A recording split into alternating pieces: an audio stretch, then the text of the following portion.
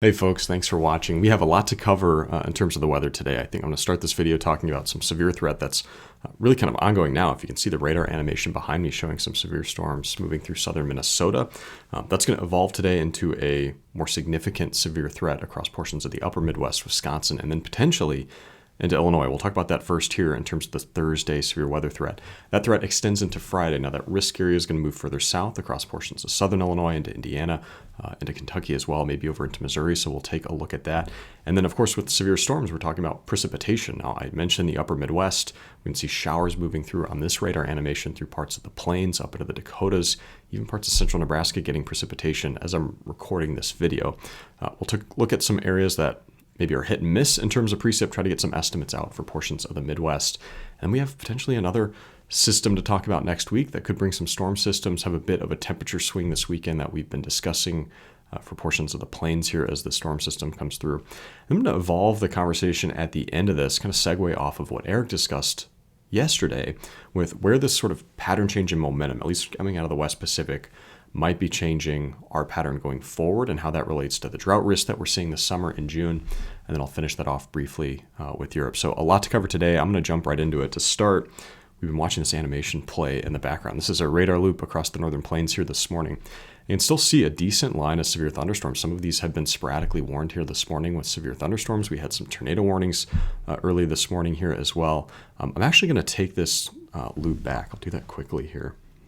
If I take this radar animation loop back earlier in the evening, overnight hours, I want you to keep your eye on northeast Colorado here, because what we're really watching was this upper level trough finally come off the Continental Divide in northern Colorado and man, just exploded into these severe thunderstorms. If you look closely here, this actually wraps up into what we call an MCV. That is a mesoscale convective vortex. You can see that spinning there, and then along the leading edge, the severe storms racing through portions of South Dakota, northeastern Nebraska, and then now into southwest Minnesota just here this morning as they're recording. But man, just look at how quickly they exploded. You can almost see that, what we call a bore, or this gravity wave. Look at that extend off into Kansas. Just crazy to see that. We kind of wait for these troughs. We looked earlier in the week at the vorticity map to see where that spin in the upper level atmosphere is. And when it comes off the Continental Divide like that, out into the plains, it can blow up these big thunderstorms like that. It doesn't seem to happen so obviously sometimes like we saw this morning, but this had impacts. We saw a number of severe wind reports, even some hail reports across central Nebraska. Now, thankfully, some areas in here needing precipitation, including northeastern Colorado, and they got some of that, but in the form of the severe weather. That's not always the way that we invite that in. And what's happening here, big picture, to kind of influence and set up the severe weather events for today, both on Thursday and then tomorrow and Friday? Well, of course, there's this low pressure system here spinning. We looked at the kind of the influence of that on the severe thunderstorms over portions of Nebraska and South Dakota, and that's drawing up that warm, rich Gulf moisture up into the Midwest here. It's mid-May. I'm recording this on May 15th. This is kind of your prime time. This is your typical sort of textbook event where you have dew points surging up. You have a low pressure system to organize that into fronts, severe thunderstorms, and we have enough wind shear aloft, and we'll look at that in just a second. If we go up to 500 millibars, those winds flowing right over the risk area today. And this is valid as of this morning, but if I were to take this out into the future, we're just going hour by hour now. We'll take this into the afternoon. Notice that jet maximum, or where those winds are the strongest aloft, where the wind shear would perhaps be the greatest, it's inching closer and closer to the Midwest where we're seeing that risk evolve today. Another way we can see this is just current temperatures here this morning. So we've been tracking low temperatures this spring at times across portions of the central and eastern U.S. This morning with that surging air coming out of the south, temperatures well up into the 70s in Missouri, 60s in Iowa, portions of Minnesota, even getting close to 70 degrees here in the Twin Cities early in the morning here. So this just shows you how much pull there is out of the south, bringing up the warm, moist air from the Gulf of Mexico. If we jump big picture, kind of noticed this morning when I pulled up the radar mosaic with all this activity happening in the southeast. This is what we call anomalous propagation. Folks ask me, they're like, Matt, what's going on here? What are all these beams? But typically we see this early in the morning because we often have nighttime inversions that are still present in the morning, and we tend to wake up in the morning and start checking the radar. And people always focus on the little beams here. It also looks like there's all these maybe storms or showers here over the Gulf of Mexico. There's actually very little precip happening here over the Gulf of Mexico. And these beams are not 400-mile long thunderstorms. What's happening is near the ground, the temperatures are colder than they are aloft. And we can actually just see that going over and looking at Earth at null school. If I pick on Houston quickly, kind of zoom this in, this is looking at the surface. We can see the surface temperature in Houston estimated about 74 degrees Fahrenheit as of this morning. So cooler temperatures at the surface. Let's go aloft just a bit to 1,000 millibars. We jump up to 75.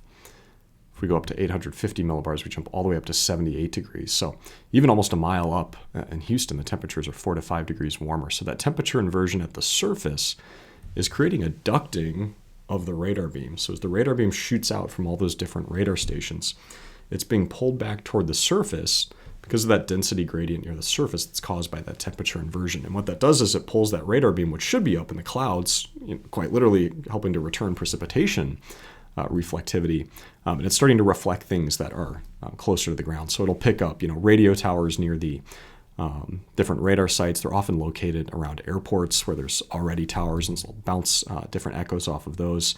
You can see some other echoes. These are probably low clouds that are streaming off of the Gulf of Mexico. And what's neat here is you can actually see those on this nighttime product from the GOES satellites. So what's happening is these various radar sites across the southeast are probably hitting these very low clouds near the surface when they're typically looking for storms and showers higher up. So it's not, any weirdness, whatever. I get questions all the time about that. And it typically occurs in the morning. And what's neat is the low clouds that it's picking up are streaming to the north. And again, that's that moisture that's surging up. So what we're kind of seeing here is indicative of the severe weather threat that's going to play out later over the next 48 hours in areas to the north. If we just look at the temperature profile, again, I pulled this not near southwest Louisiana, kind of where we saw a bunch of those crazy echoes. This really shows it well, 74 degrees Fahrenheit at the surface along the Gulf Coast here. But aloft, where we typically expect temperatures to be cooling off quickly, that first mile above the surface, they're actually warming up aggressively. So that radar beam, if you will, if it's shooting out over here, it's going to get pulled down toward the surface because of that temperature gradient near the surface. We call it ducting. Kind of a similar effect happens with mirages on the ocean. That's shortwave radiation. That's light being bent back toward the surface, not the radio waves, which are of lower frequency. If we look here this morning at dew point, we can see those dew point temperatures surging up here. So we talked earlier this year how some of these severe weather threats have been lacking in terms of moisture, but even here, I'll make this out. Let's do 7 a.m. Thursday here Central Time. See, up near Dallas-Fort Worth, 70 at the Gulf Coast. We're up into the mid-70s now. So take this through Thursday toward lunchtime. We get a 71 up near St. Louis, 69 in central Illinois, 68 in southwest Wisconsin. This is pretty good moisture being pulled up all the way into the state of Wisconsin here by lunchtime. And then as we get toward the evening hour on Thursday, 70, again in central Illinois, 72 Indianapolis, 70 in St. Louis, 71 over in western Ohio. So impressive moisture being pulled up for the system here. The question kind of for myself here is how severe we're going to get these thunderstorms in Wisconsin today that are expected, given that the dew points here are a little bit lower than further to the south, all the way down near 62 degrees Fahrenheit. So there's some question up here in Wisconsin how prolific some of these storms will be, but the signal is strong enough, I think, at this point to expect a significant severe weather event in portions of Wisconsin. We'll take a look at the details in just a second here. I do want to zoom in and look at where we're looking at those thunderstorms here this morning. Some of these are warned here. I'll play this, get this updated a little bit more close to the future. You can see these moving through central Minnesota here. I would expect this line to weaken further as we go through this morning. In fact, if you kind of see this there's a fine line out ahead of the storms. When we see that, that's typically a weakening signature for these severe thunderstorms. That means it's letting the outflow boundary, which is what that fine line is, run out ahead of it. It's indicative of some weaker shear over these thunderstorms here, losing some organization, and would expect them to be weakening here this morning. But they're expected to increase in intensity later today further to the east. So we'll look at that in a moment. I don't want to forget those severe reports that we talked about in northeastern Colorado. This was for an overnight event, this is a very impressive wind event. If this had continued, or if some of these reports fill in a little bit further and maybe connect what we're seeing here over the Dakotas, and this is almost derecho-like when this storm system came off the Front Range. Excuse me. And that's a wide swath of significant severe wind reports. Now, when I see that, this is an area of the country that it was fairly dry over the last 30 days. And if we look at just the last 24 hours of precipitation, unfortunately, with some of these fast-moving thunderstorms, we can get a sense for that with the number of wind reports. Do not see appreciable rainfall amounts in northeastern Colorado. It is some, right? We're getting up near a quarter inch, maybe in just a few of these underneath some of the storms, getting closer to a half inch. But central Nebraska, Getting quite a bit of rainfall out of this as it moved through this morning. We can see that extending up into parts of eastern South Dakota. The showers on the backside of the system bringing decent rains to portions of the Dakotas as well. Unfortunately, along the river here, central and eastern Nebraska, some of the areas that really need it, just not getting that precipitation. Again, we knew it was going to be a really hit and miss situation with how that line set up, and unfortunately we saw that play out last night. I do want to move this into a forecast here, so we're looking at the 3-kilometer NAM forecast. To make this, let's make it valid, see how well it did just kind of with what we call the nowcast. How is it doing right now? You can see it's weakening those storms at about 6 a.m. Central Time. That is at the recording of this video. Now, these were a little bit further to the east. We just looked at that at about 6:30. So the NAM a little bit behind in terms of weakening. I'm going to play this forward. You can see those really weakening really into maybe some rumbly showers here over central and northern Minnesota. As you get 2 p.m. Central, 3 p.m., we're waiting for the storms to fire along a line here in western Wisconsin, far eastern Minnesota, and Iowa. Now 4 p.m., and we can see those light up along that line here in western Wisconsin near the river. So you go toward 5 p.m. and then 6 p.m., those continue to organize. Some of these trying to form all the way down into portions of northeastern and eastern Illinois. And again, the question remains, how significant are each of these going to be in terms of severe weather? We saw the dew points were down in Wisconsin, but nonetheless, given that there's better shear up here, a little bit more low-level curvature in that flow, there is a decent tornado threat in this corridor here in eastern Wisconsin, all the way through Chicago and into parts of the region here in northwest Indiana. We'll take a look at the Storm Prediction Center in just a second. Actually, let's just pull that up now, get an idea of where that risk area is that we're looking at. See a wide area of enhanced risk from the Storm Prediction Center today, stretching all the way from northern Indiana into parts of central Michigan, almost the entire state of Wisconsin here. So that line of storm expected to move toward the east as it forms in western Wisconsin today. Their highest area of tornado concern remains the stretch through central Wisconsin, again, down through the Chicago metropolitan area into northern Indiana. I'll get that updated just again. I want to jump over and look at the HRRR forecast now. Now, the NAM can be a bit over-aggressive in terms of the storm coverage and how intense the storms appear. And I'm going to jump over and look at the HRRR, which tends to have sometimes the opposite issue. The storms, it struggles to form some storms that end up happening. So it's kind of nice to compare the two differences of opinion, if you will. I'm going to take this NAM forecast to 4 p.m. Central Time on Thursday because that's when it really fires up these storms in western Wisconsin. You can see initially, right, because the HRRR is a little bit more tepid, keeps these up into the northwest part of the state. But by 5 p.m., we see that line unzip, so to speak, all the way through northern Illinois at this point. And actually, the HRRR maybe has better intensity on each individual storm, maybe an increased tornado threat visible here, at least from the HRRR, as it opinion varies to the NAM. We can see that again stretching through northern Illinois, maybe not as much coverage down through central Illinois and western central Indiana initially at 6 p.m., but certainly that possibility exists later in the evening, 8 p.m. and then 9 p.m., those storms racing through eastern Illinois and then western Indiana. But again, this just shows you decent agreement here between the NAM and the HRRR of a wide swath of potential severe weather here, severe thunderstorms capable of hail, wind, and even some tornadoes. We'll have to keep an eye on that.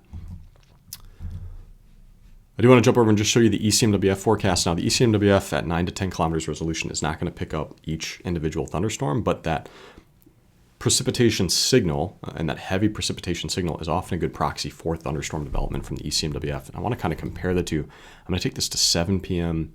this evening, and what we can see is a wide swath of heavy precip through northeastern Illinois, through central Wisconsin. So that definitely looks like thunderstorms to me all the way through northwest Indiana from the Euro. So now we have the NAM, the HRRR, the European model, all advertising thunderstorm development over an area that's ripe for severe weather ingredients, enough, again, for that enhanced risk out from the Storm Prediction Center. In my opinion, this risk does continue into Friday. I'm going to play the NAM forecast quickly here to get this into tomorrow. I'll make it valid here. This is 6 p.m. this evening, Thursday. You can see the wide swath of severe weather. We're also seeing the potential for some severe storms to develop along portions of eastern Arkansas, the Boot Heel of Missouri, into western Tennessee and Kentucky as we get later into the day. Some of the models have been disagreeing on the coverage of these, but this possibility is here as well. We saw that severe threat from the Storm Prediction Center stretch down there as a result of that. So we take this into tonight near 10 p.m. These storms getting into central Michigan, which was included in that enhanced risk area. Let's not forget that. And then tomorrow, Friday, expecting some early morning thunderstorms in parts of Kentucky and Tennessee. And then waiting for potentially additional severe thunderstorm development. Again, that wind shear ripe over this area, plenty of moisture coming up out of the Gulf of Mexico. But this risk area further south across portions of central southern Illinois into Kentucky, southern Indiana, can't rule out portions of Tennessee as well. And this could be something of a what we call bimodal or a multiple area risk, where we have severe thunderstorms kind of moving through the I-70 corridor and then further south along I-55 and east. You can see that unzipping along a line here along the front. This is overnight Friday into Saturday. If we jump over and look at the Storm Prediction Center outlook for Friday, that is tomorrow, you can see again that tornado risk area wide over portions of far northern Tennessee, eastern Missouri, kind of the southeastern corner of the state, western Kentucky, southern Indiana, and Illinois as well. And potential hail here too, not always kind of consistent with these Midwest events, but this one, because of some of the shear profile, seeing some chance for hail as well that we'll have to keep an eye on with this event. Southern Illinois, not necessarily known for prolific hail, but could see some of that tomorrow as well. The reasoning for all this, that severe weather, again, we kind of started with this morning. If we just look at the upper level jet stream here, just cranking out of the southwest right over this area. In fact, this is valid as this morning, but if I play it toward when we're going to actually see those thunderstorms this afternoon, notice it's just inching east over the same geography where we're expecting those severe thunderstorms. So plenty of turning, increasing of winds with height. That's that wind shear. We just saw the dew point surging up. So you're combining these different ingredients for severe weather. And really we can connect this to kind of a broader global picture. If I zoom this out here across North America, this jet stream extension is really kind of connected to the subtropical jet. And there's a polar jet component to this, but we've really seen this ramp up with the subtropical jet. Eric just talked yesterday about some of these momentum surges that we see across the Pacific. I've talked in the past about these Kelvin waves that kind of sneak across the equator, and I think that's what we're seeing here. The same kind of diagram that we looked at yesterday, these Hofmüller diagrams. Eric and I have talked about when we see this convection move across the equator, it can influence the subtropical jet stream. It can bring kind of this week on pattern, what we're seeing now. What we're looking at is this blue color as a proxy for that. This is the present day.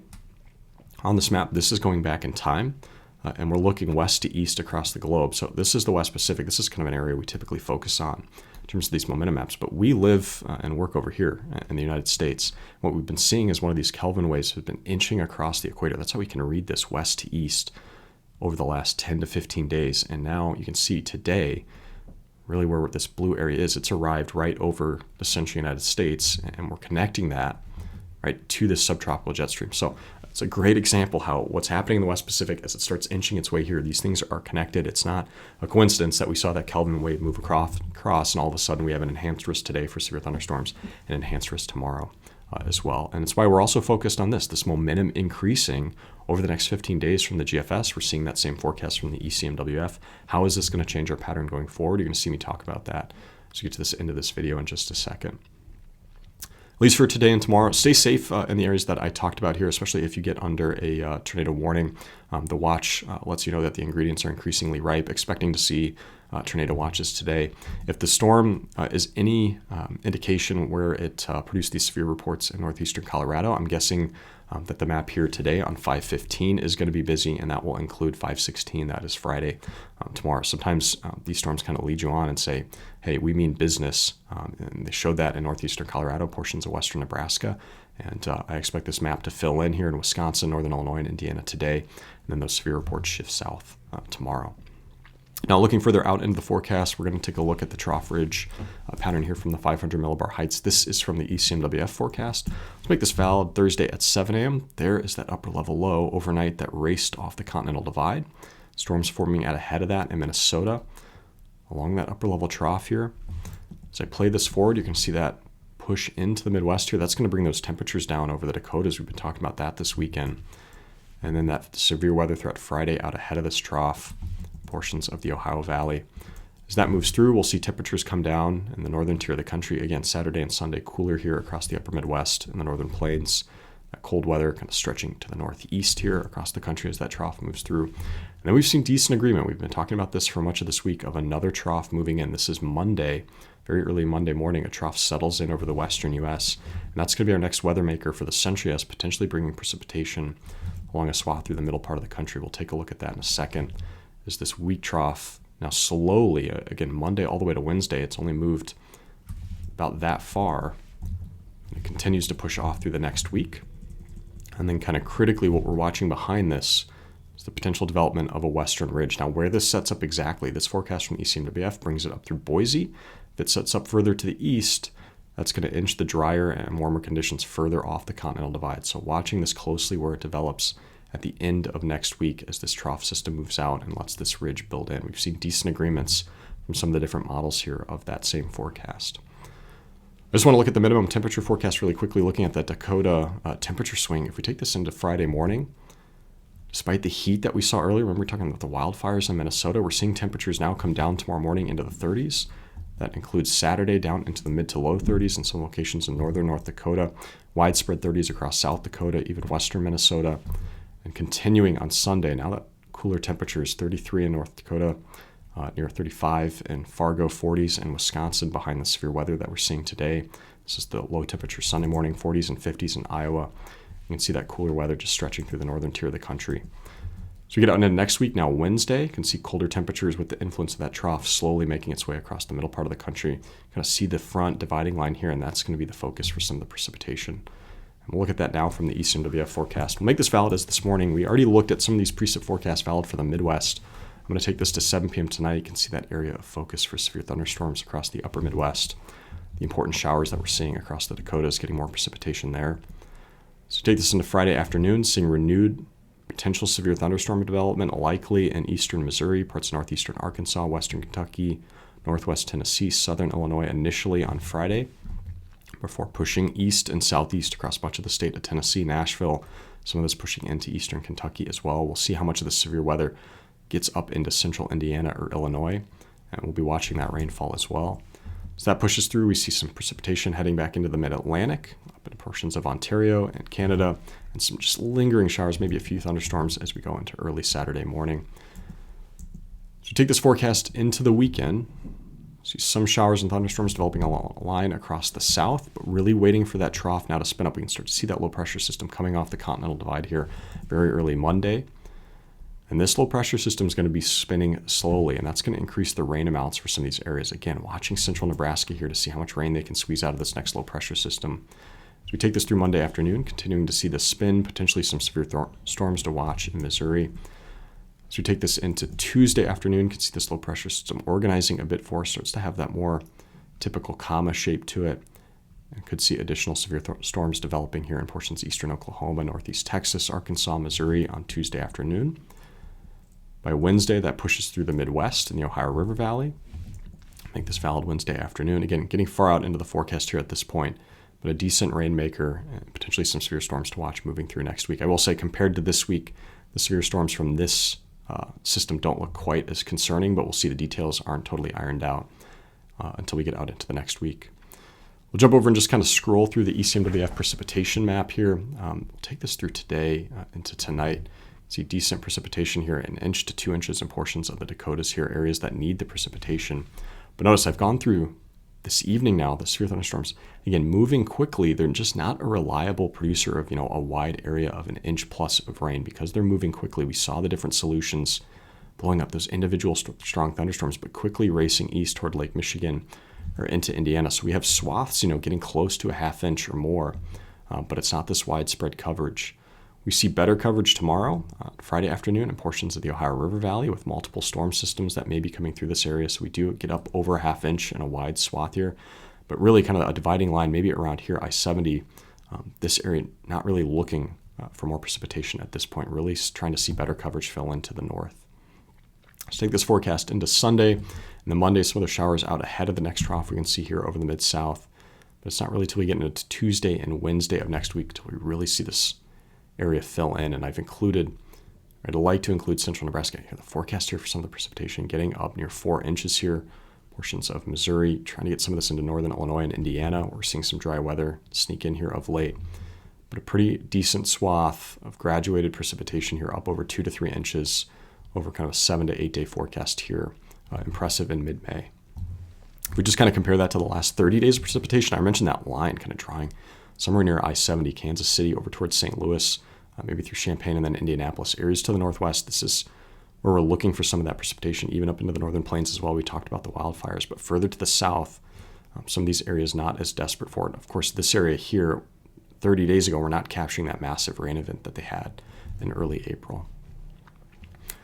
If I quickly take the ECMWF forecast, this is the ensemble. I'm taking it out to next week, and I've already kind of fast forwarded out to May 24th.